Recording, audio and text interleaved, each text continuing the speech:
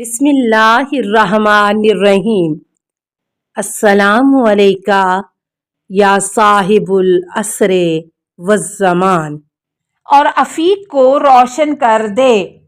افیق اردن میں ایک گھاٹی ہے، اور دور کرنے والا دور کر دے، اور جستجو کرنے والا جستجو کرے، اور کوشش کرنے والا کوشش کرے، اور رنج دینے والا رنج دے، اور غضبناک ہونے والا غضبناک ہو جائے۔ اور جب ناروا خون بہنے لگے اور کینہ پرور شخص کہیں پیغام بھیجے اور اضافہ والے کو مزید اضافہ ہو، اور جو منتشر ہیں وہ مزید منتشر ہوں، اور شماتت کرنے والے شماتت کریں، اور بہت بوڑھا شخص رنج و تعصب میں گرفتار ہو اور ٹوٹنے والا ٹوٹ جائے، اور غضبناک ہونے والا نادم و پشیمان ہو، اور قلیل حصہ پائے، اور کوشش کرنے والا کوشش کرتا رہے، اور قسم ہے نجم ثاقب کی۔ بعض لوگوں نے اس سے ستارہ زحل مراد لیا ہے۔ اور قرآن کو زینت دیا جائے اور دیر یا سرائے سرخ ہو جائیں۔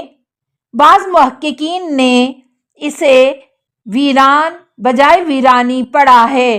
ویران چاند کی 28 منزلوں میں سے چوتھی منزل ہے، نوائب اللاہور۔ اور جبکہ شرطان تسدلیس میں ہو اور زبرکان حالت تربی میں ہو۔ علم نجوم کی اصطلاحیں ہیں۔ شرطان برج حمل کے 2 ستارے ہیں، اور تسدلیس چاند کی منزلوں میں سے پہلی منزل ہے۔ زہرکان چاند ہے، اور زحل سہم کے خانے میں ہو۔ زحل مقارنیہ کی حالت میں ہوگا۔ نوائب اللاہور۔ نجوم کی ان اصطلاحوں کو سمجھنے کے لیے اس علم کی کتابوں کی طرف رجوع کیا جائے، اور وہ ہر چیز جو دوسری چیز کی طرف پلٹتی ہو ناپید ہو جائے، اور بصرہ اور مکہ کے درمیان کے میدان روک دیے جائیں، اور مقدرات ثابت ہو جائیں، اور 10 علامات مکمل ہو جائیں، اور زورا تسدلیس میں ہو۔ زحل مقارنیہ کی حالت میں ہوگا۔ نوائب اللاہور۔ نجوم کی ان اصطلاحوں کو سمجھنے کے لیے اس علم کی کتابوں کی طرف رجوع کیا جائے، اور منتشر پراگندہ افراد مختلف جگہوں سے جمع ہو جائیں اور ظاہر ہو جائیں، چپٹی ناکوں والے اور پستہ قد چوڑے جسم والے۔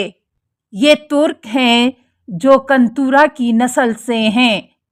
غالباً اس سے مراد چینی بھی ہو سکتے ہیں۔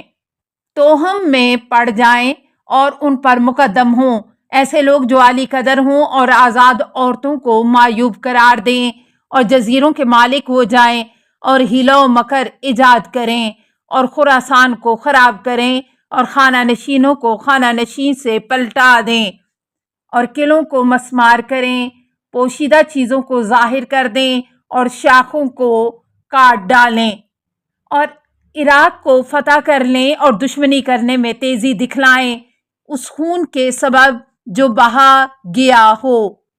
پس اس وقت صاحب الزماں کے خروج کے منتظر رہو۔ پھر آپ منبر کے بلند ترین زینے پر تشریف فرما ہوئے، پھر فرمایا کہ ہونٹوں کے کنایا میں یہ بات کرنے پر اور دہنوں کی پس مردگی پر ہے، پھر ہے۔ راوی کا بیان ہے کہ آپ نے داہنے اور بائیں نظر کی، اور آپ نے عرب کے عشیروں اور اس کے سرداروں اور شرفائے اہل کوفہ اور بزرگان قبائل جو آپ کے سامنے بیٹھے ہوئے تھے ان پر نگاہ ڈالی، اور وہ لوگ اس طرح دم سادے بیٹھے ہوئے تھے جیسے ان کے سروں پر پرندے بیٹھے ہوں۔ پھر آپ نے ایک ٹھنڈی سانس لی اور ایک غمناک چیخ ماری، اور حزن و اندوہ کا اظہار کیا، اور کچھ دیر ساکت رہے۔ اتنے میں سوید ابن نوفل جو خوارج کے سرداروں میں سے تھا، ایک تمسخر کرنے والے کی طرح اٹھ کے کھڑا ہو گیا اور کہنے لگا، اے امیر المومنین، جو چیزیں آپ نے ذکر کی ہیں کیا آپ ان کے سامنے حاضر ہیں؟ اور جو بھی آپ نے خبر دی ہے کیا آپ اسے جانتے ہیں؟ راوی کہتا ہے کہ امام علیہ السلام اس کی طرف متوجہ ہوئے اور اسے نگاہ غضب سے گھور کے دیکھا، جس پر سوید ابن نوفل نے ایک بڑی چیخ ماری اس عذاب کے سبب جو اس پر نازل ہوا تھا، اور اسی وقت مر گیا، اور لوگ اسے اٹھا کر اس حالت میں مسجد سے باہر لے گئے اور اس کا جسم ٹکڑے ٹکڑے ہو چکا تھا۔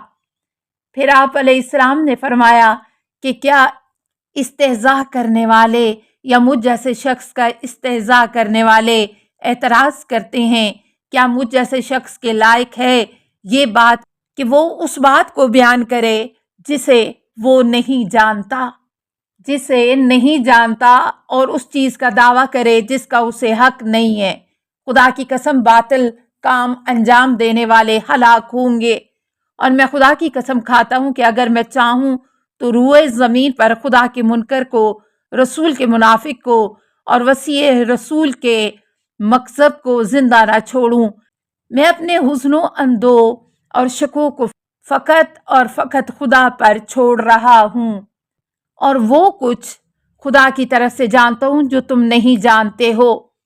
اس موقع پر ساسا ابن سوہان اور میسم اور ابراہیم ابن مالک اشتر اور عمر بن صالح اٹھ کر کھڑے ہو گئے اور کہنے لگے، یا امیر المومنین، زمانے کے آخر میں جو ہونے والا ہے وہ ہمارے لیے بیان فرمائیں، اس لیے کہ آپ کا بیان ہمارے دلوں کی حیات کا باعث ہے اور ہمارے ایمان میں اضافے کا سبب ہے۔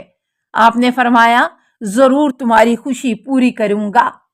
راوی کا بیان ہے کہ پھر آپ کھڑے ہوئے اور ایک بلیغ خطبہ ارشاد فرمایا جس میں جنت کی تشویق اور آتش جہنم کی تحذیر تھی۔ پھر فرمایا، اے لوگوں، میں نے اپنے بھائی رسول اللہ صلی اللہ علیہ وآلہ وسلم سے سنا ہے کہ فرمایا کہ میری امت میں 100 خصلتیں جمع ہوں گی جو کسی اور قوم میں جمع نہیں ہوئیں۔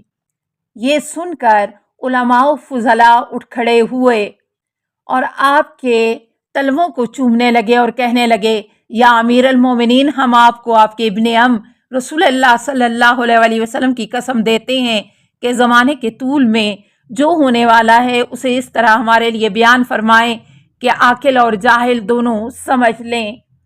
راوی کا بیان ہے کہ پھر آپ نے حمد و ثناء الہی بیان کی، پھر رسول اللہ صلی اللہ علیہ وآلہ وسلم کا ذکر فرمایا اور کہا کہ میری موت کے بعد سے جو کچھ وقوع پذیر ہوگا اور میرے بیٹے حسین کی ذریت سے قیام کرنے والے صاحب الزماں کے خروج تک جو کچھ ہوگا وہ بتلا رہا ہوں تاکہ تم اس بیان کی حقیقت سے آگاہ ہو جاؤ۔